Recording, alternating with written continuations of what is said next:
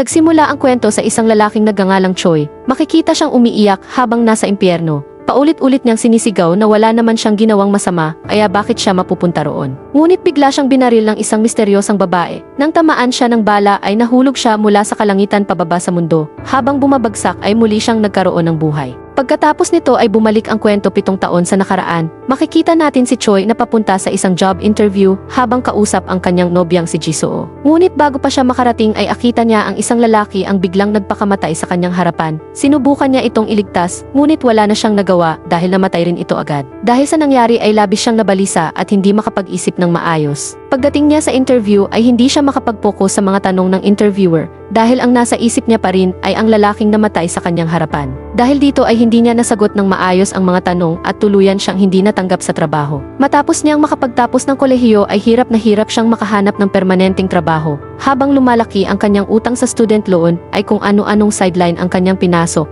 Minsan waiter siya, minsan driver, at kung minsan naman ay delivery rider. Ngunit sa kabila nito ay patuloy pa rin siyang naghahanap ng mas maayos na trabaho. Lumipas ang 7 taon na ganoon pa rin ang kanyang sitwasyon, hanggang sa isang araw ay nakatanggap siya ng tawag mula sa isang kumpanya para sa isa na namang interview. Buong tiyaga siyang naghanda at nagtungo roon. Malaking kumpanya ito at sa pagkakataong iyon ay naging maayos ang kanyang performance, kaya umasa siyang sa wakas ay magkakaroon na siya ng magandang oportunidad. Ngunit paglabas niya ng gusali ay tumawag ang kanyang kaibigan at ibinalita ang isang napakasamang balita. Ang investment scheme na sinalihan nila ay isa palang malaking panloloko. Tinangay ng taong pinagkatiwalaan nila ang lahat ng kanilang pera at naglaho na parang bula. Nang marinig ito ay agad na tumakbo si Choi patungo sa bahay ng taong iyon, ngunit nadatnan niyang nakakandado ang bahay at wala ng tao sa loob. Lalo siyang nawala ng pag-asa dahil ang perang nawala ay bunga ng 7 taon niyang paghihirap at pag-ipon. Habang pauwi siya ay nakita naman niya si Jisoo na bumababa mula sa sasakyan ng ibang lalaki. Pagkatapos umalis ng kotse ay nilapitan niya si Jisoo. Ngunit wala siyang masabi at naglakad na lamang palayo. Subalit pinigilan siya ni Jisoo at inabutan ng sobre na mailamang pera. Alam nitong wala siyang sideline nitong mga nakaraang araw dahil nakatuon siya sa paghahanap ng trabaho kaya nais lamang siyang tulungan. Madalas na siyang suportahan ni Jisoo sa mga panahong kapos siya. Ngunit sa pagkakataong iyon ay ibinalik ni Choi ang pera at tinanong kung ang lalaking kasama nito ay bago na bang kasintahan. Ipinaliwanag ni Jisoo na hindi iyon ang kanyang boyfriend. Ngunit sinabi ni Choi na hindi na niya kayang maging pabigat pa rito. Pakiramdam niya ay hindi niya deserve ang pagmamahal ni Jisoo. At mas nararapat itong magkaroon ng mas mabuting tao sa buhay nito. Habang umiiyak ay nagpaalam siya at tuluyang umalis. Pagdating niya sa kanyang inuupahang bahay ay mas mabigat pang problema ang sumalubong sa kanya. Nakakalat sa labas ang lahat ng kanyang gamit habang bumubuhos ang malakas na ulan. May nakadikit na mensahe sa pinto na nagsasabing ilang buwan na siyang hindi nakapagbayad ng renta, kaya ipinaupa na sa iba ang bahay at kailangan na niyang umalis. Habang binabasa niya ang sulat ay walang magawa kundi panoorin ang kanyang mga gamit na unti-unting nababasa ng ulan. Kinabukasan ay nakatanggap naman siya ng mensahe mula sa kumpanyang pinag-interviewhan niya. Ngunit sa halip na magandang balita ay nalaman niyang hindi siya natanggap sa trabaho. Sa loob lamang ng maikling panahon ay sunod-sunod ang kanyang kamalasan, nawala ang lahat ng kanyang ipon, nabigo siyang makakuha ng trabaho, nasira ang kanyang relasyon at wala na rin siyang matenhan. Sa kanyang paningin ay isa na siyang ganap na talunan na wala nang natitirang dahilan para lumaban. Dahil dito ay umakyat siya sa tuktok ng isang napakataas na gusali at nagpasyang wakasan ang kanyang buhay sa pamamagitan ng pagtalon.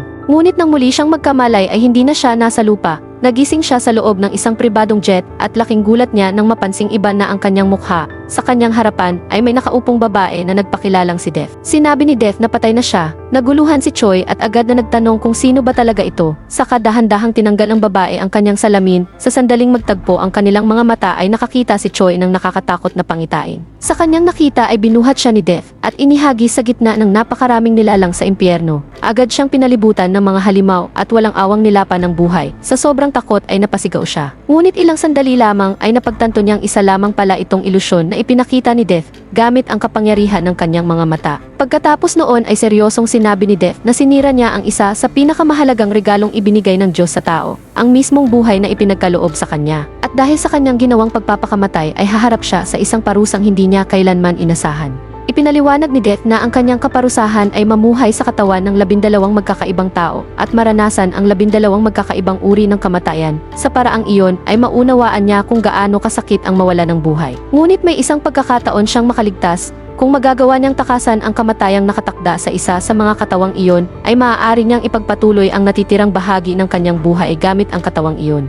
Ngunit matigas pa rin si Choi at sinabi niyang wala na siyang kagustuhang mabuhay pa dahil para sa kanya ay mas masahol pa sa impyerno ang buhay na kanyang dinanas. Saglit lamang siyang tiningnan ni Death bago ito biglang maglaho na parang usok. Naiwang mag-isa si Choi sa loob ng pribadong eroplano, kaya nagsimula siyang maglibot habang iniisip kung gaano kayaman ang taong may-ari ng katawan na kanyang kinalalagyan. Maya-maya ay mailumitaw na kumikislap na liwanag at mabilis itong pumasok sa kanyang ulo. Agad niyang nakuha ang lahat ng alaala ng taong iyon. Doon niya nalaman na ang pangalan ng lalaking iyon ay Park, anak ito ng CEO ng kumpanyang minsan niyang pinangarap na pasukan. Dahil sa mga alaala ni Park ay nalaman niya ang lahat tungkol sa kanyang buhay at agad niyang naisip na kung hindi man siya naging empleyado ng kumpanyang iyon ay maaari naman siyang mamuhay bilang mismong tagapagmana nito. Ngunit bago pa man niya maisakatuparan ang kanyang plano ay biglang nagliyab ang makina ng eroplano. Mabilis na nawalan ng kontrol ang eroplano at nagsimulang bumagsak. Habang lumalala ang apoy ay natupok din ang kanyang katawan hanggang sa tuluyan siyang masunog ng buhay. Pagmulat niya ng mata ay nasa kakaibang lugar na naman siya. At gaya ng dati ay sinalubong siya ni Death. Sinabi nitong masyado siyang mabilis bumalik, ngunit may 11 pagkakataon pa naman siyang natitira. Habang nagsasalita ay isa-isang nilalagyan ni Death ng bala ang kanyang baril. Nagtaka si Choi at tinanong kung bakit may hawak itong baril gayong ang baril ay ginagamit para pumatay ng tao. Umiti si Death at sinabing para sa kanya ay kabaligtaran ang kahulugan nito dahil ang mga taong nagpakamatay ay muli niyang binibigyan ng buhay gamit iyon. Pagkatapos ay nagtanong si Choi kung ano ang mangyayari kapag nabigo siyang mabuhay sa kahit isa sa 12 katawang ibibigay sa kanya. Walang emosyon na sinagot ni Death na kapag nangyari iyon ay diretso siyang mapupunta sa impyerno. Nang tanungin niya kung ano ang hitsura ng impyerno ay agad siyang dinala ni Death sa isang nakakatakot na tanawin, nagliliyab ang buong paligid habang umaalingaw-ngaw ang walang katapusang sigawan ng mga kaluluwang nagdurusa. Sa sandaling iyon ay tuluyan niyang naunawaan kung gaano kalaking pagkakamali ang kanyang ginawang pagpapakamatay. Labis ang kanyang takot kaya nagmakaawa siya kay Death. Nabigyan siya ng isa pang pagkakataon. Sinabi niyang kung nalaman lamang niya ang kahihinatnan ay hindi niya kailanman tatapusin ang sarili niyang buhay. Saka siya tinanong ni Death kung naunawaan na ba niya ngayon kung ano ang tunay na mas masakit, ang mabuhay o ang mamatay. Ipinaliwanag din ni Death na kung magagawa niyang manatiling buhay sa isa sa mga katawang ibibigay sa kanya hanggang sa itinakdang araw ng paghukom ay maaari siyang mapatawad sa kanyang mga kasalanan at makaiwas sa impyerno. Ngunit kung mabibigo siya sa lahat ng pagkakataon ay mananatili siya roon magpakailanman. Pagkasabi nito ay muli siyang binaril ni Death at agad nagbago ang kanyang paligid. Nang magkamalay siya ay nahuhulog na siya mula sa isang eroplano. Wala siyang ideya kung bakit siya nasa himpapawid hanggang sa pumasok muli sa kanyang isipan ang mga alaala ng taong kanyang kinalalagyan. Nalaman niyang siya ngayon si Song, isang lalaking sumubok magtala ng world record sa pamamagitan ng pagtalon mula sa eroplano nang walang parachute at direktang paglapag sa isang malaking lambat. Kapag nagtagumpay siya ay makakatanggap siya ng 3 bilyong won bilang gantimpala. Ngunit hindi naging maayos ang lahat. Sa halip na bumagsak sa lambat ay tuluyan siyang nalaglag diretso sa lupa. Sa isang iglap ay namatay ang kanyang katawan at muli na namang natapos ang kanyang buhay sa isang napakasakit na paraan. Nang magising siya ay bumalik na naman siya sa harap ni Death. Galit siyang nagtanong dahil sinabi nitong maaari siyang mabuhay sa alinman sa mga katawang mapapasukan niya. Ngunit napansin niyang bawat katawang napapasukan niya ay nakatakda ng mamatay. Walang pakialam na sinabi ni Death na baka nagkataon lamang ang lahat. Pagkatapos ay muli siyang binaril nito at nang magmulat siya ng mata ay isa na siyang estudyante sa isang paaralan. Doon ay nakita niya ang isang binata na pinapanood ang video ng pagkamatay ni Song at tumatawa pa habang inuulit-ulit ito. Nainis si Choi at balak sana niyang suntukin ang estudyante dahil natatawa ito sa kamatayan ng ibang tao. Ngunit bago niya magawa iyon ay pumasok muli sa kanyang isip ang mga alaala ng bagong katawang kanyang ginagamit. Doon niya nalaman na ang pangalan ng estudyante ay Hyuk-soo at matagal na itong biktima ng matinding pambubuli sa paaralan. Araw-araw itong pinahihirapan ng mga nakatatandang estudyante kaya umabot na sa puntong nagpasya itong wakasan ang sariling buhay. Nang malaman ni Choi ang buong sitwasyon ay hindi na niya tinuloy ang pakikipag-away at tahimik na lamang siyang umupo sa kanyang upuan. Habang naroon ay nabasa pa niya ang suicide note na iniwan ni Kwon. Dahil dito ay napangiti siya at inisip na hindi na matutuloy ang pagpapakamatay ng batang ito dahil siya na ngayon ang nasa loob ng katawan nito. Kumbinsido siyang ligtas na siya sa pagkakataong ito at hindi na siya mamamatay. Ngunit ilang sandali lamang ay may isang estudyanteng nagngangalang Jin ang lumapit at walang babalang binatukan siya. Galit itong nagtanong kung bakit siya nakangiti gayong inutusan siyang bumili ng inumin, ngunit hindi niya ginawa. Agad gumanti si Choi at pinagbubugbog si Jin. Nang sumugod ang mga kaibigan nito upang pigilan siya ay isa-isa rin niyang sinaktan ang mga ito.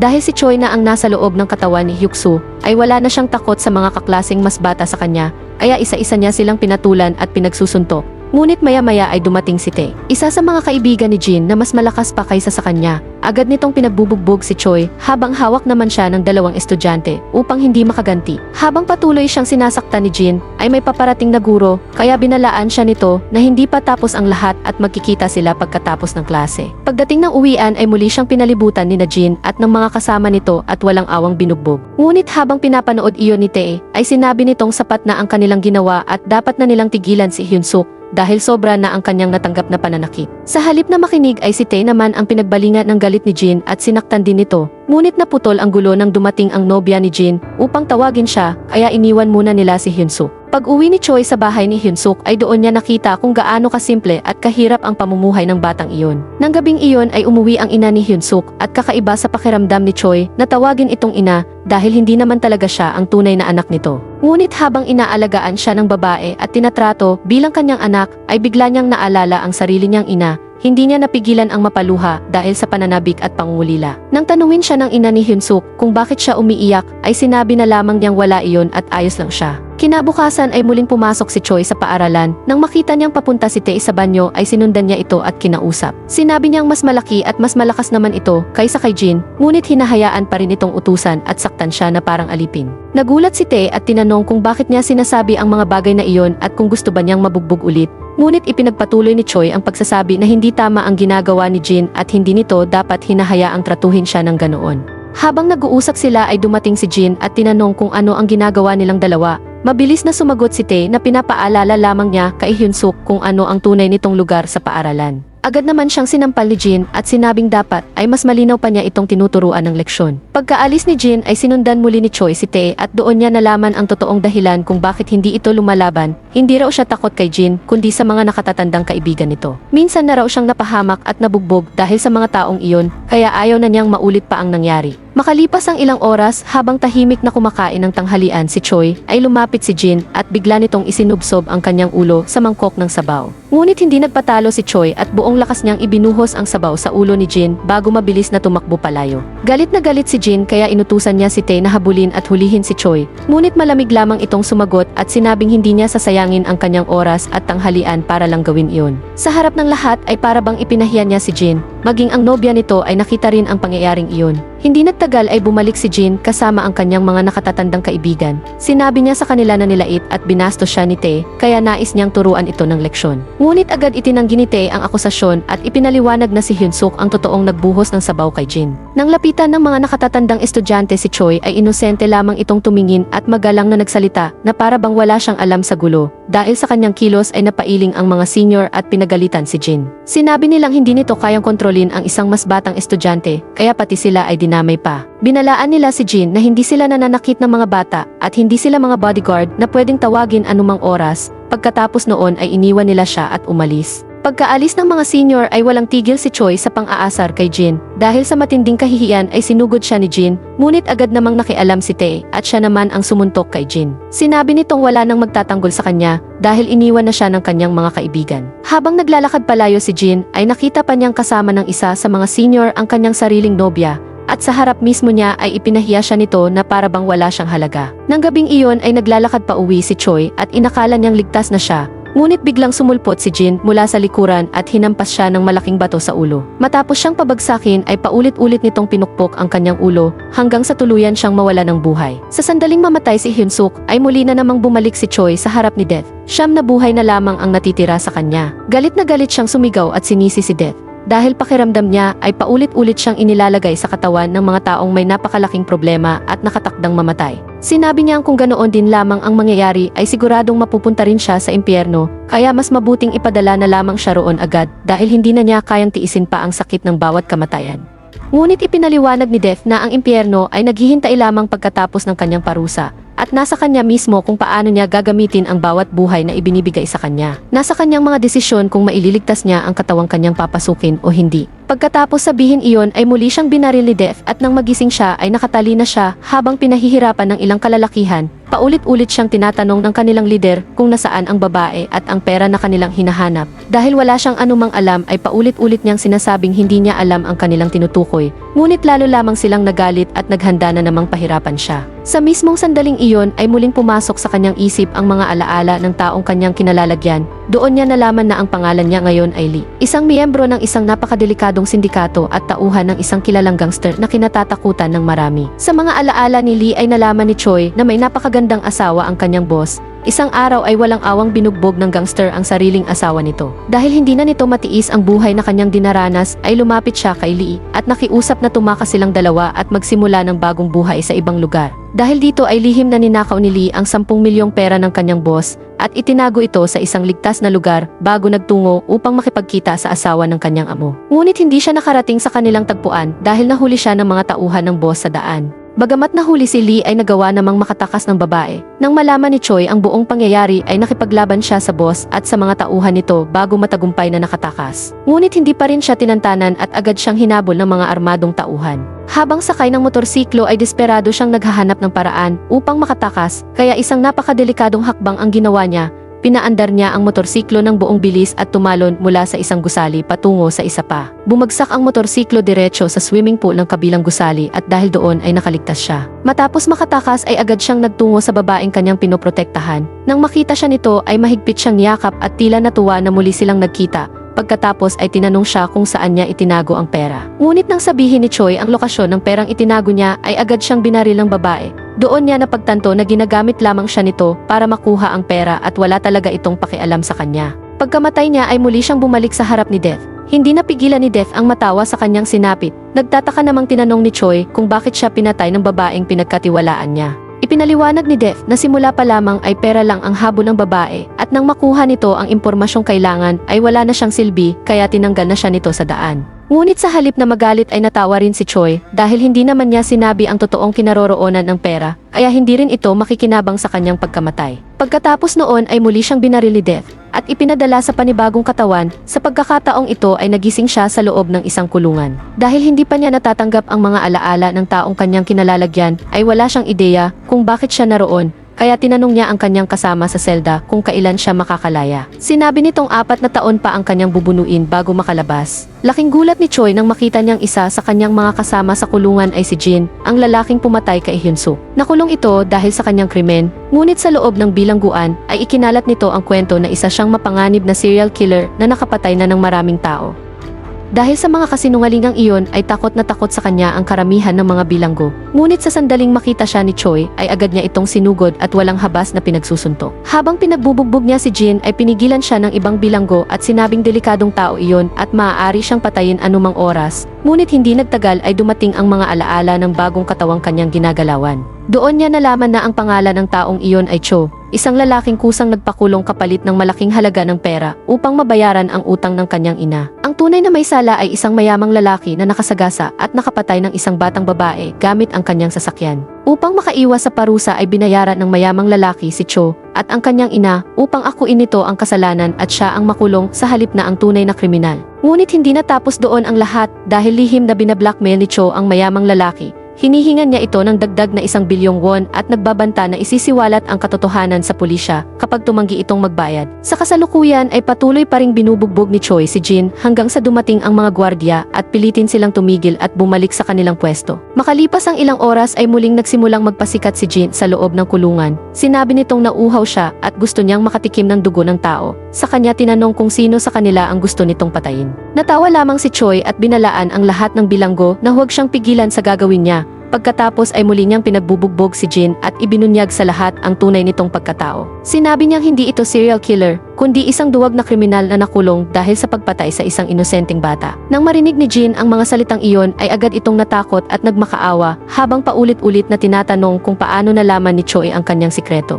Dahil sa loob ng mahabang panahon ay pinaghari-harian ni Jin ang buong kulungan gamit ang kanyang mga kasinungalingan ay nagalit ang ibang bilanggo at sila mismo ang bumugbog dito ng walang awa. Kinagabihan ay lihim na naghahasa ng kutsilyo si Jin habang natutulog si Choi dahil balak niya itong patayin. Ngunit nagising si Choi at nahuli siya sa akto kaya muli na naman niya itong pinagsusuntok. Sa pagkakataong iyon ay naisip niyang tapusin na si Jin ngunit may mas mahalaga pa siyang kailangang gawin sa labas ng kulungan. Kailangan niyang mahanap ang bag na itinago niya noon kasama ang asawa ng kanyang boss at kunin ang perang naroon. Dahil dito ay nagpasya siyang takutin si Jin sa ibang paraan. isa-isa niyang ikinuwento ang lahat ng ginawa nito kay Hyunsuk na para bang nasaksihan niya mismo ang bawat detalye. Nang tanungin siya ni Jin kung paano niya nalaman ang lahat, ay sinabi niyang nakakausap niya ang mga patay at nasa tabi lamang nila si Hyunsuk habang nakikinig sa kanilang usapan. Sa sobrang takot ay naniwala si Jin sa kanyang sinabi hanggang sa umabot sa puntong napaihi ito sa sariling pantalon. Mula noon ay para bang nakikita niya si Hyunsuk saan man siya tumingin at unti-unting nasira ang kanyang katinuan.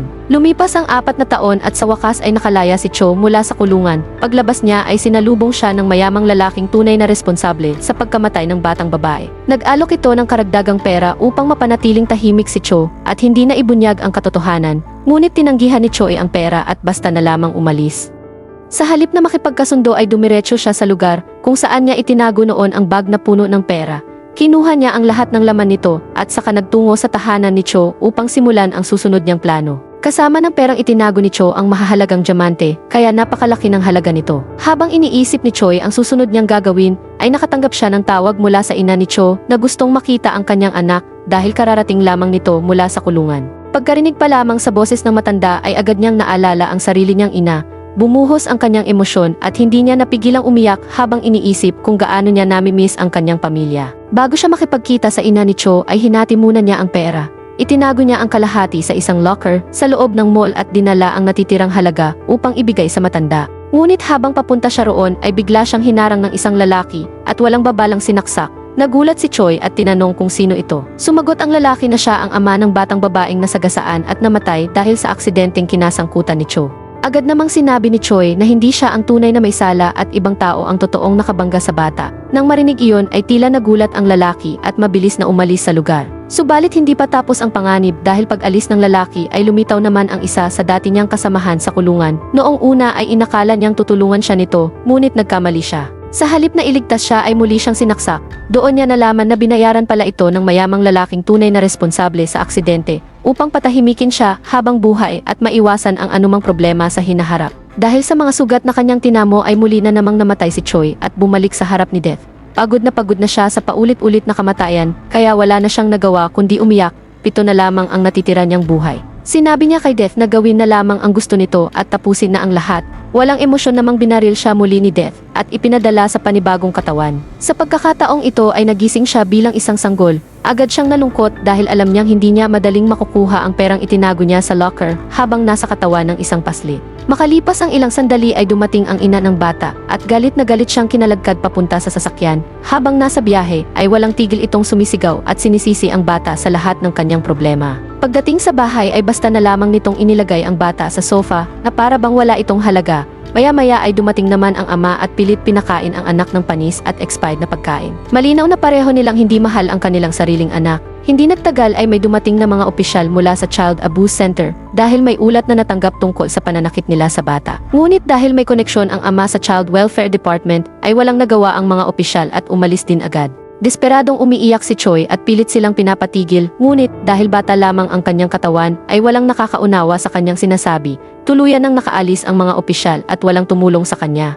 Pagkatapos nilang umalis ay gumawa ng mas malagim na bagay ang ina ng bata. Sinakal nito ang sariling anak hanggang mawalan ng hininga. Sa isang iglap ay muli na namang natapos ang buhay ni Choi sa isang napakasakit na paraan. Pagbalik niya kay Death ay galit siyang sumigaw at sinabing ang mga magulang na iyon ang dapat parusahan at hindi siya. Ngunit kalmado lamang na sinabi ni Death na darating din ang araw ng paghusga para sa kanila. Ngunit mas mabigat pa rin ang kasalanang kanyang ginawa ng kusang kitilin ang sarili niyang buhay. Pagkasabi nito ay muli siyang binaril at ipinadala sa panibagong katawan. Sa pagkakataong ito ay agad siyang nagtungo sa mall kung saan niya itinago ang pera noong nakaraang buhay. Habang naroon ay napansin niyang maraming poster ng isang sikat na modelo ang nakasabit sa paligid at hindi nagtagal ay dumating ang mga alaala ng taong kanyang kinalalagyan. Doon niya nalaman na ang pangalan nito ay Jang at isa itong kilalang modelo. Napangiti si Choi dahil sa unang pagkakataon ay tila nasa kanya na ang parehong yaman at magandang hitsura. Kumbinsido siyang hindi na siya mamamatay sa pagkakataong ito. Pagdating niya sa bahay ni Jang ay nabasa niya sa balita ang pag-aresto sa mag-asawang pumatay sa batang kanyang naging katawan.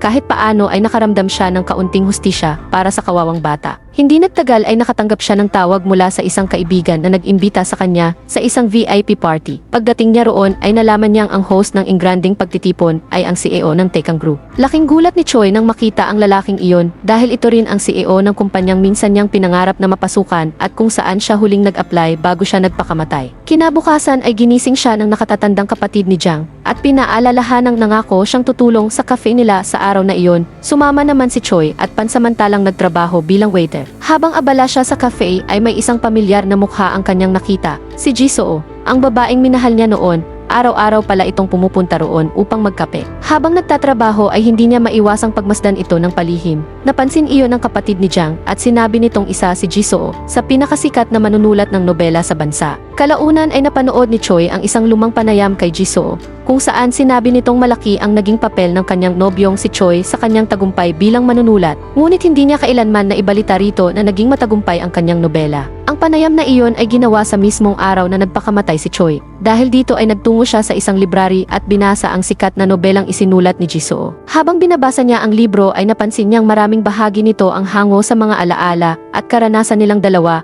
Doon niya biglang naunawaan ang isang bagay na matagal niyang hindi nalaman. Napagtanto niyang ang sobre na ibinigay ni Jisoo noong araw na iniwan niya ito ay hindi basta tulong pinansyal lamang. Iyon pala ang premyong pera mula sa matagumpay nitong nobela. Hindi nagtagal ay dumating din sa cafe ang lalaking kasama ni Jisoo sa sasakyan noong araw na pinaghinalaan niya itong may ibang mahal. Doon niya nalaman ang buong katotohanan na ang lalaking iyon ay kapatid pala ni Jisoo at hindi kasintahan. Mas lalo siyang nasaktan sa kanyang naging desisyon noon dahil hindi man lamang niya binigyan ng pagkakataon si Jisoo na ipaliwanag ang lahat. Kinabukasan nang bumalik si Jisoo upang magkape ay naglakas loob si Choi na lumapit at kausapin siya.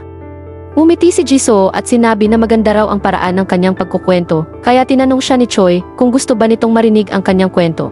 Umayag naman si Jisoo at sinabing ikwento niya kung ano iyon. Doon ay sinimula ni Choi ang pagsasalaysay ng lahat ng nangyari matapos niyang magpakamatay. Ikinuwento niya kung paano siya paulit-ulit na binibigyan ng panibagong buhay ni Death at kung paano rin siya paulit-ulit na namamatay sa iba't ibang katauhan. Ngunit para kay Jisoo ay isa lamang itong kakaibang kwento, kaya hindi niya ito gaanong sineryoso. Sinabi niyang ituloy na lamang niya ang natitirang bahagi ng kwento kinabukasan bago siya tuluyang umalis. Pagkatapos noon ay nagtungo si Jisoo sa lugar kung saan nakalagay ang larawan ni Choi. Tahimik itong tumayo roon at hindi napigilang umiyak habang nakatingin sa taong mahal pa rin niya. Habang lumuluha ay sinabi niyang kahit nakakakain siya, nakakatulog at nagpapatuloy sa araw-araw na buhay, ay hindi pa rin siya tunay na masaya mula nang mawala si Choi. Aminado siyang araw-araw niya itong nami-miss. Mula sa malayo ay tahimik lamang na pinagmamasdan ni Choi ang lahat. Ramdam niya ang sakit at pangulila ni Jisoo, ngunit wala siyang magawa upang yakapin o damayan ito. Pagkaalis ni Jisoo ay lumapit naman siya sa sarili niyang larawan at doon niya nakita ang kanyang ina na maingat itong nililinis. Maya-maya ay nagtungo ang kanyang ina sa banyo at doon tuluyang bumigay ang kanyang emosyon habang paulit-ulit na binabanggit ang pangalan ng kanyang anak.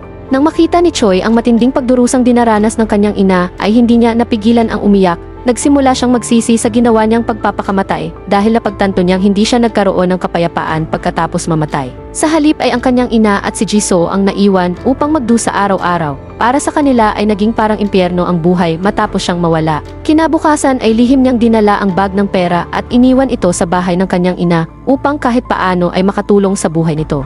Pagkatapos noon ay bumalik siya sa cafe at muling nakipagkita kay Jisoo. Sinabi niyang mas mabuting maglakad sila habang ipinagpapatuloy niya ang kanyang kwento. Habang naglalakad ay isa-isa niyang binanggit ang mga espesyal na alaalang tanging silang dalawa lamang ang nakakaalam, mga detalye at pangyayaring imposibleng malaman ng ibang tao. Dahil sa mga salitang narinig ay nagsimulang maluha si Jisoo at nagtanong kung paano niya nalalaman ang lahat ng iyon. Sa pagkakataong iyon ay sinabi na ni Choi ang buong katotohanan. Inamin niyang siya talaga si Choi at matapos niyang magpakamatay ay paulit-ulit siyang binibigyan ng panibagong buhay at paulit-ulit ding namamatay sa iba't ibang katawan. Nalito si Jisoo at hindi malaman kung maniniwala ba siya o hindi, samantala ay tila handa nang sabihin ni Choi ang matagal na niyang gustong sabihin sa babae. Ngunit bago pa man niya maipahayag ang kanyang nararamdaman ay isang sasakyan ang biglang sumalpok sa kanilang dalawa. Sa isang iglap ay tumilapon sila at agad na nawala ng buhay sa mismong lugar ng aksidente. Nang ipakita ang nagmamaneho ng sasakyan ay nabunyag na ito pala ang CEO ng Tekang Group na si Park, ang parehong taong dati niyang nakilala sa isa sa kanyang mga nakaraang buhay. Muli na namang nagising si Choi sa harap ni Death. Tuluyan siyang bumagsak sa matinding kalungkutan dahil 6 na buhay na lamang ang natitira sa kanya at sa pagkakataong ito ay nadamay pa sa kamatayan si Jisoo. Pagkatapos ay muli nating nakita si Choi matapos siyang bumalik kay Death. Labis ang kanyang galit dahil si Park ang nakapatay sa kanya at kay Jisoo sa pamamagitan ng kanyang sasakyan. Dahil dito ay nangako si Choi na gaganti at papatayin si Park sa oras na magkaroon siya ng pagkakataon. Sa sobrang galit ay kinuha pa niya ang baril ni Death at sinubukang barilin ito. Ngunit walang nangyari dahil walang sinuman ang maaaring pumatay sa mismong kamatayan. Makalipas ang ilang sandali ay nagbago ang anyo ni Death at naging kamukha ni Jisoo. Nang makita iyon ay muling bumuhos ang emosyon ni Choi at hindi niya napigilang umiyak. Gayunpaman ay alam niyang hindi ito ang tunay na Jisoo, kaya hiniling niyang bumalik ito sa tunay nitong anyo. Ipinaalala ni Death na labag sa kanyang mga patakaran ang sadyang pagpatay sa ibang tao. Hindi niya maaaring gamitin ang kanyang mga natitirang buhay upang maghiganti at pumatay ng sinuman. Pagkatapos sabihin iyon ay muli siyang binaril ni Death at ipinadala sa panibagong katawan. Nang magising siya ay napansin niyang puno ng dugo ang kanyang mga kamay. Tumingin siya sa paligid at nakita ang napakaraming dugo na nakakalat kung saan-saan. Napakalakas din ng mabahong amoy sa lugar. Maya-maya ay lumitaw muli ang mga alaala ng taong kanyang kinalalagyan at pumasok ang mga ito sa kanyang isipan. Doon niya nalaman na ang pangalan ng taong iyon ay Jung, isang pintor at artist na minsang sumikat dahil sa isang obrang inspirasyon mula sa pagkamatay ng isang tao. Dahil napakamahal ng pagkakabenta ng kanyang obra ay naging obsesyonado siya sa ideya ng kamatayan hanggang sa dumating ang punto na nagsimula siyang pumatay ng mga tao upang gamitin ang kanilang dugo bilang bahagi ng kanyang mga likhang sining. Sa pagpasok ng mga alaala ni Jung sa kanyang isipan ay nalaman ni Choi ang nakakatakot na katotohanan tungkol sa taong kanyang kinalalagyan. Si Jung ay isang sikat na pintor na nakapatay na ng mahigit 15 tao. Hindi lamang niya sila pinatay kundi pinahirapan pa bago tuluyang kitilin ang kanilang buhay. Pagkatapos ay ginagamit niya ang kanilang dugo upang lumikha ng mga obra na naibibenta sa napakataas na halaga. Dahil sa kakaiba at madilim na konsepto ng kanyang mga likha, ay umaabot sa milyon-milyon ang halaga ng bawat painting na kanyang ginagawa. Nang maunawaan ni Choi kung gaano kasama ang taong ito ay agad siyang nasuka sa sobrang pagkasuklam at pagkabigla. Habang nasa studio ay nakakita siya ng matalim na kutsilyong ginagamit sa pagpipinta at doon siya nakaisip ng isang plano. Kung hindi niya maaaring gamitin ang sariling katawan para maghiganti ay gagamitin niya ang katawan ng isang halimaw upang pabagsakin ang mas malaking halimaw na pumatay kay Jisoo. Agad siyang nagtungo sa lugar kung saan sila nasagasaan ni Jisoo at doon niya naalala ang isang mahalagang detalye. Bago siya mawalan ng buhay ay nakita niyang itinapon ni Park sa kanal ang paboritong ballpen ni Jisoo. Hinanap niya ang ballpen at matagumpay itong nakuha mula sa kanal. Habang hawak iyon ay muli niyang naalala ang pag-uusap ni Park at ng kanyang assistant noong araw ng aksidente. Narinig niya noon kung paano nag-aalala si Park na malaman ng kanyang ama na siya ay nagmamaneho habang nasa impluwensya ng droga. Dahil kapag nalaman iyon ay mawawala sa kanya ang pagkakataong maging susunod na CEO ng kumpanya. Kaya inalok niya ang kanyang assistant ng malaking halaga ng pera kapalit ng pag-ako sa kasalanan. Nangako rin siyang bibigyan ito ng mataas na posisyon sa isa sa kanilang mga subsidiary company kapag nakalaya na ito mula sa kulungan. Matapos ang usapan ay inalis ng assistant ang memory card ng sasakyan na naglalaman ng video recording ng aksidente at itinapon ito sa kanal bago tumawag sa pulisya at inaming siya ang nakabangga. Bago namatay si Choi ay narinig niya ang lahat ng kanilang pinag-usapan kaya alam niya ang buong katotohanan. Sa kasalukuyan ay nagtungo siya sa Taekang Group upang harapin si Park, ngunit hindi siya pinapasok dahil wala siyang appointment. Nang lumabas ng gusali ay bigla siyang dinugo sa ilong kaya napilitan siyang magpatingin sa ospital. Doon niya nalaman na may terminal cancer si Jung at isa na lamang buwan ang nalalabi sa kanyang buhay. Sa halip na matakot ay natawa si Choi at sinabi sa doktor na sapat na ang isang buwan para sa mga plano niyang gawin. Paglabas niya ng ospital ay tumawag ang manager ni Jung at sinabing nais bilhin ni Park ang isa sa kanyang mga painting. Ang taong hinahanap niya ay kusang lumalapit na ngayon sa kanya, kaya agad siyang nagtungo sa kanyang art gallery. Pagdating niya roon ay naroon na si Park at pinagmamasdan ang kanyang mga obra. Tinanong siya nito kung saan siya kumukuha ng inspirasyon para sa kanyang mga painting. Umiti si Choi at sinabing ang isa sa mga obra ay ginawa gamit ang dugo ng 5 tao. Inakala ni Park na biro lamang iyon kaya natawa siya. Ngunit nagpatuloy si Choi at sinabing marami silang pagkakapareho dahil pareho silang nasisiyahang kumitil ng buhay ng ibang tao. Saglit na natigilan si Park sa narinig, ngunit agad itong binawi ni Choi at sinabing biro lamang ang lahat. Hindi nagtagal ay dumating ang assistant ni Park at sinabing ipinatatawag siya ng chairman ng kumpanya. Bago umalis ay sinabi ni Park na ipadala na lamang ang painting sa kanyang bahay. Samantala ay nagtungo naman si Park sa simbahan kasama ang kanyang pamilya upang gunitain ang kanyang namatay na nakatatandang kapatid. Naroon din ang chairman ng Taekang Group na siya ring ama ni Park. Habang nasa simbahan ay bumalik sa kanyang alaala ang isang pangyayari noong bata pa siya. Noon ay sinubukan niyang saktan at halos patayin ang anak ng isa nilang kasambahay dahil nairita siya sa walang tigil nitong pag-iyak. Nasaksihan iyon ng kanyang kuya at agad itong isinumbong sa kanilang ama. Dahil sa pangyayaring iyon ay mas pinagkatiwalaan ng kanilang ama ang nakatatandang kapatid at ito ang ginawang tagapagmana ng kumpanya. Ngunit nang mamatay ang kanyang kuya sa aksidente sa eroplano, ay wala nang ibang pagpipilian ang kanyang ama, kundi si Park ang gawing susunod na CEO ng Tekang Group. Pagkatapos ng seremonya ay muli siyang gumamit ng droga at nagmaneho ng napakabilis sa kalsada. Dahil dito ay hinabol siya ng 2 pulis. Nang mapatigil siya ay nilapitan siya ng isang detective at pinasa ilalim siya sa pagsusuri para sa pagmamaneho habang lasing o nasa impluensya ng ipinagbabawal na gamot. Hiningi rin nito ang kanyang pagkakakilanlan at binigyan siya ng tiket dahil sa sobrang bilis ng kanyang pagmamaneho. Habang kausap siya ay nakutuban ng detective na may ipinagbabawal na gamot sa kanyang sistema, kaya pilit siyang pinababa mula sa sasakyan para sa mas masusing investigasyon. Ngunit nagalit ng husto si Park at agad tumawag sa commissioner ng pulisya. Sinabi niyang may isang opisyal na bastos at walang galang sa kanya. Pagkatapos ay ibinigay niya ang telepono sa detective. Sa kabilang linya ay pinagalitan ito ng commissioner at binantaang sisibakin sa trabaho kapag hindi siya humingi ng tawad kay Park. Dahil sa takot ay napilitang magsorry ang detective. Ngunit kahit ganoon ay hindi pa rin nakontento si Park at brutal pa rin niya itong pinagbubugbog.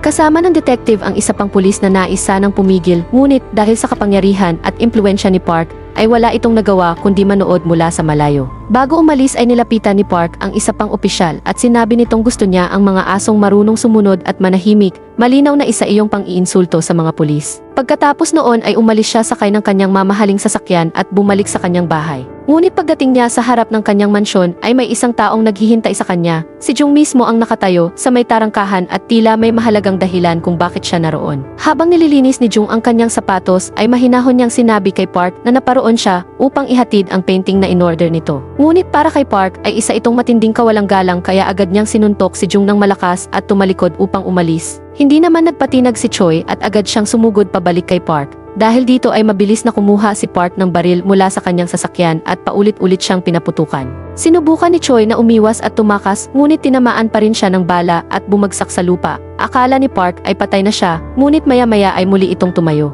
Nagulat si Park nang makita siyang buhay pa kaya agad niyang inagaw ang baril mula rito. Nang tanungin siya kung bakit hindi siya tinablan ng bala ay ipinakita niya ang suot na bulletproof vest. Pagkatapos noon ay dinukot niya si Park at dinala sa lihim na laboratorio ni Jung, ang lugar kung saan niya dating pinapahirapan ang kanyang mga biktima bago gamitin ang kanilang dugo para sa mga obra. Balak sana ni Choi na ilagay si Park sa parehong paghihirap na dinanas ng mga naging biktima ni Jung. Ngunit bago pa niya maisakatuparan ang plano ay bigla siyang nawalan ng malay dahil sa lumalalang cancer. Nang magising siya ay nagulat siyang nakagapos na siya sa isang stretcher habang si Park naman ang nakatayo sa harapan niya.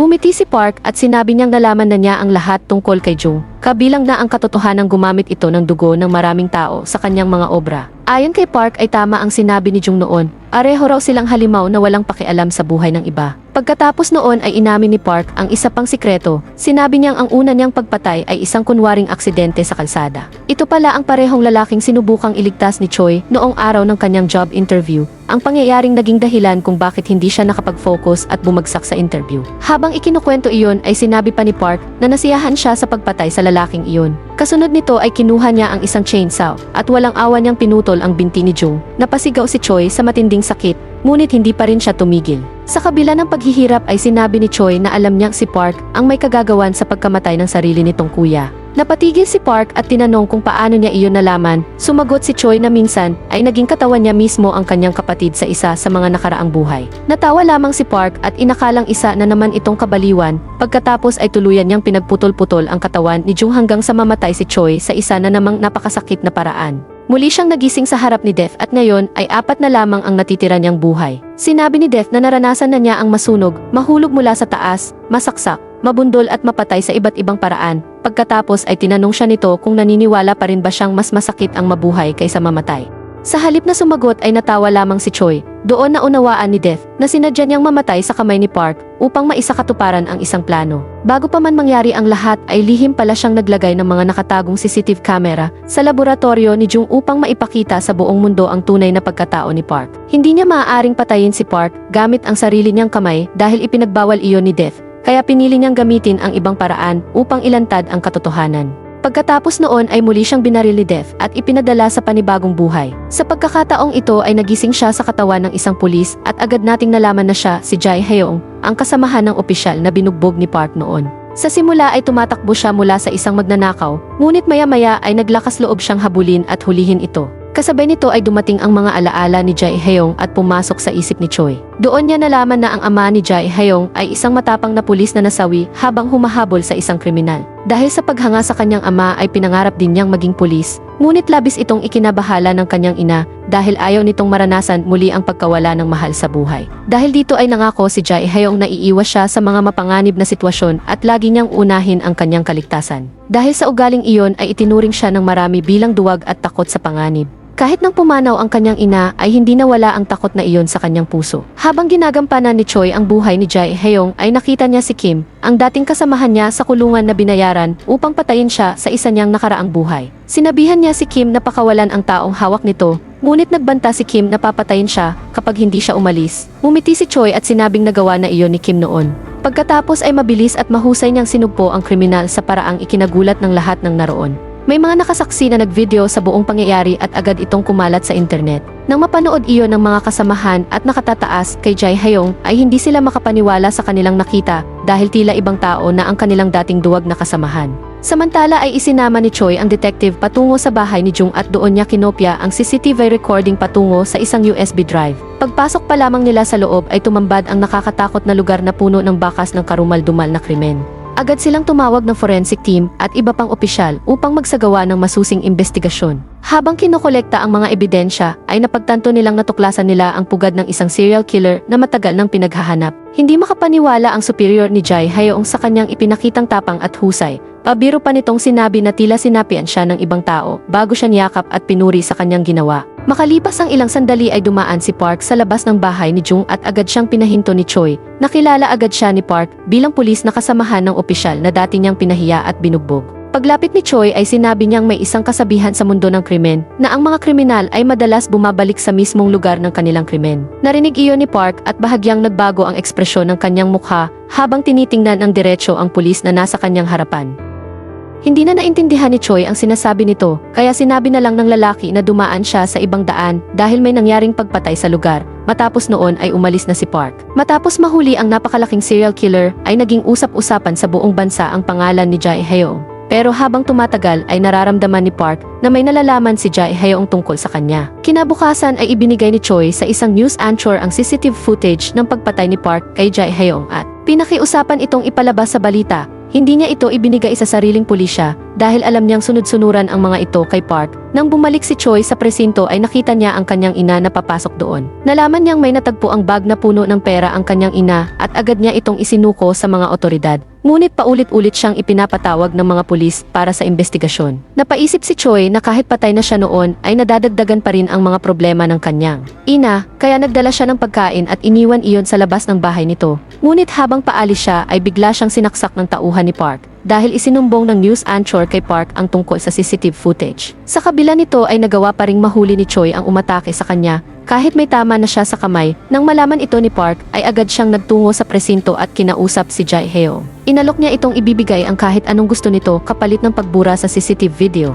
Pero tumanggi si Jae Hyung nang tanungin siya ni Park kung ano talaga ang gusto niya ay direkta niyang sinagot na ang buhay nito. Pagkatapos noon ay umalis na siya. Hindi nagtagal ay mismong si Park ang nagdaos ng press conference sa harap ng presinto at inamin niyang pinatay niya ang isang tao na responsable sa pagkamatay ng 15 biktima. Ayon sa kanya ay kinidnap siya nito at balak ding patayin, ngunit naunahan niya ito dahil dito ay itinuring siyang bayani ng publiko na buong tapang na pumatay sa isang serial killer. Nang marinig ito ni Choi ay lalo siyang nabalisa dahil nagawa ni Park na gawing oportunidad ang isang napakalaking problema, maging ang mga pulis ay wala ring nagawa laban sa kanya at malaya siyang nakalaya. Makalipas ang ilang araw ay sumakay si Park sa kanyang pribadong jet para sa isang business trip, ngunit habang nasa ere ay biglang nagliyab ang makina ng eroplano. Nang tumakbo siya sa cockpit ay wala na roon ang piloto at tila siya na lang ang natitirang sakay. Desperado siyang naghanap ng parachute, ngunit wala siyang makita hanggang sa sumabog ang eroplano at bumagsak siya mula sa himpapawid. Sa gitna ng kaguluhan ay nakahawak siya sa isang parachute at nakaligtas sa pagbagsak. Ngunit paglapag pa lamang niya sa lupa ay agad siyang sinalpok ng isang sasakyan. Doon natin nakita si Choi dahil siya pala ang nagplano ng lahat. Siya ang nagpagawa ng bomba sa makina at nag-utos sa piloto na tumalon bago pa sumabog ang eroplano. Pagkatapos noon ay sinakal niya si Park habang sariwa sa isip niya ang alaala ni Jisoo. Handa na sana niyang tapusin ang lahat, ngunit biglang dumating si Death at pinigilan siya. Napilitan siyang bitawan si Park at umalis, Ngunit nang muling tumayo si Park para sugurin siya ay bumukas ang parachute nito at sa mismong sandaling iyon ay isang rumaragasang truck ang bumangga rito. Kinabukasan ay ipinakita si Jae Hyung na buhay pa rin at muling nagtatrabaho bilang isang tapat na pulis, ngunit habang hinahabol nila ang isang kriminal ay pinaputukan nito ang detective at Choi. Naalala ni Choi na minsan na niyang iniwan ang detective para bugbugin ni Park at alam niyang may pamilya itong naghihintay sa kanya, kaya sa pagkakataong ito ay nagpasya siyang iligtas ito. Sinugod niya ang kriminal at pinigilan ito kahit sunod-sunod na bala na ang tumatama sa kanyang katawan. Sa huli ay nahawakan niya ang salarin at pareho silang nahulog mula sa gusali. Dahil sa pagbagsak ay muling namatay si Choi at bumalik siya kay Death. 3 na lamang ang natitira niyang buhay, ngunit sa unang pagkakataon ay masaya siyang namatay dahil isa siyang tunay na bayani. Muli siyang binaril ni Death at sa pagkakataong ito ay nagising siya sa katawan ng isang pulubi. Habang nanonood ng telebisyon ay nakita niya ang balita tungkol sa kabayanihan ni Jae Hyung at natuwa siyang malaman na minahal at pinarangalan ito ng maraming tao. Ngunit ipinakita rin si Park na nakaligtas sa aksidente kahit nawalan na ito ng 2 paa. Masaya naman itong makita ang balita tungkol sa pagkamatay ni Jae Hyung. Habang papunta si Choi sa burol ni Jae Hyung ay muli niyang nakita si Memory, ngunit sa pagkakataong ito ay iniiwasan na niya ito dahil naniniwala siyang baka makaiwas siya sa kamatayan. Ngunit sa kasamaang palad ay nadulas siya sa hagdan at bumagsak, dahilan para mamatay na naman siya. Pagmulat ng kanyang mga mata ay muli siyang nasa harapan ni Death. At ngayon ay 2 na lamang ang natitira niyang buhay. Gaya ng dati ay naghihintay na naman sa kanya ang susunod na pagsubok. Muli siyang binaril ni Death at nang magmulat ng mata si Choi ay nasa katawan na siya ng isang lalaki. May pupuntahan sana ito nang muling lumitaw si Memory at pumasok sa kanya. Doon niya nalaman na isa itong dating empleyado na may asawa at anak. Ngunit nawalan ito ng trabaho kaya tuluyan itong nawalan ng pag-asa at nagpakamatay sa pamamagitan ng pagtalon sa harap ng isang sasakyan. Ngunit hindi ito nangyari sa hinaharap kundi sa nakaraan dahil ang natitira niyang buhay ay bumalik sa isang pangyayari noong buhay pa si Choi. Ito rin ang lalaking tumalon sa harap ng sasakyan ni Park at pilit niyang sinubukang iligtas noon. Matapos mamatay muli ay bumalik siya kay Death. Ngunit sa pagkakataong ito ay isa na lamang ang natitira niyang buhay. Sinabi na lang niya kay Death na tapusin na agad ang susunod na pagsubok, kaya muli siyang pinaputukan. Ngunit nang magising siya ay halos hindi siya makapaniwala dahil nasa katawan na siya ng sarili niyang ina. Doon niya napagtanto na ang susunod na nakatakdang mamatay ay ang kanyang nanay. Labis siyang nabigla at galit na galit kay Death. Walang tigil siyang nagreklamo at nagsisigaw. Ngunit muling dumating si Memory at ibinalik sa kanya ang mga alaala ng kanyang ina. Nakita niya kung paano ito nagsumikap matapos mamatay ang kanyang ama. Kung paano ito nagtrabaho araw at gabi para mapalaki siya nang maayos at kung gaano kalalim ang sakit na dinanas nito nang mawala siya. Sa unang pagkakataon ay tunay niyang naunawaan ang paghihirap ng isang magulang. Hindi niya napigilang umiyak at pagsisihan ang sariling pagpapakamatay. Doon niya napagtanto na mas masakit mawalan ng mahal sa buhay kaysa ang sariling mamatay. Habang nasa katawan ng kanyang ina ay nakita niya ang pagod at sakit na dinadala nito araw-araw. Isang araw ay habang nilalagyan niya ng gamot ang masakit nitong binti ay nakita niya ang savings account nito. At doon niya natuklasan na matagal nang nag-ipon ang kanyang ina para mabilhan siya ng sariling bahay. Lalo siyang nasaktan sa katotohanang hindi niya iyon nabigyan ng pagkakataong mangyari. Matapos noon ay isinama niya ang kanyang ina sa isang hiking trip. Gusto niyang ipakita rito ang lugar na madalas puntahan noon ng kanyang ama. Nang makita ng kanyang ina ang tanawin ay labis itong natuwa. Habang naroon sila ay humingi siya ng tawad dahil iniwan niya ito ng mag-isa. Kahit alam niyang hindi siya nito nakikita o naririnig. Ngunit habang pauwi sila ay nadulas at bumagsak ang kanyang ina. Ginawa ni Choi ang lahat para hindi ito mamatay. Hinila niya ito hanggang makarating sa kalsada para makahingi ng tulong. Kahit kaya niyang kontrolin ang katawan nito ay matanda at mahina na ang pisikal na katawan ng kanyang ina. Kinabukasan ay nagising siya sa ospital at nagpasalamat sa kanyang ina dahil muli nitong nailigtas ang kanyang buhay. Pagkatapos nito ay lumipas ang mahigit 32 taon. At sa buong panahong iyon ay nanatili siyang buhay sa loob ng katawan ng kanyang ina. Araw-araw niyang dinadala ang pagsisisi at pangulila sa pagkakamaling ginawa niya noon. Hanggang sa dumating ang araw na natural na pumanaw ang kanyang ina dahil sa katandaan at nang muli niyang idilat ang kanyang mga mata ay nasa harap na naman siya ni Death. Sa pagkakataong ito ay wala na siyang natitirang buhay. Una ay sinubukan pa niyang biruin si Death at sinabing matagal niya itong na-miss, ngunit agad din siyang lumuhod at nagmakaawa para sa isa pang pagkakataon. Sinabi niyang nais lang niyang mayakap ng harapan ang kanyang ina kahit isang beses pa. Ngunit sinabi ni Death na nagtagumpay na siya dahil ang huli niyang kamatayan ay natural, kaya hindi na siya ang hahatol sa kanya kundi ang Diyos. Pagkatapos ay naglagay si Death ng isang bala sa baril at pinaikot ang silindro nito. Sinabi niyang may pagkakataon pa siyang makakuha ng panibagong buhay sa isang huling laro. Kung pumutok ang bala ay haharap siya sa Diyos. Ngunit kung hindi ay mabibigyan siya ng isa pang pagkakataon upang mabuhay. Nang kalabitin ni Choi ang gatilyo ay bigla siyang nagising sa mismong gusali kung saan niya tinangka ang pagpapakamatay noon. Kasabay nito ay tumunog ang kanyang telepono at ang tumatawag ay ang kanyang ina. Doon niya napagtanto na bumalik siya sa araw kung kailan hindi pa niya winawakasan ang kanyang buhay. Buhay pa ang kanyang ina, buhay pa rin ang kanyang kasintahan, at nasa harapan niya ang pagkakataong itama ang lahat ng pagkakamali. At dito nagtatapos ang kwento sa isang masaya at makabuluhang wakas. Thanks for watching. I-like mo na ito at mag-subscribe para sa marami pang recap.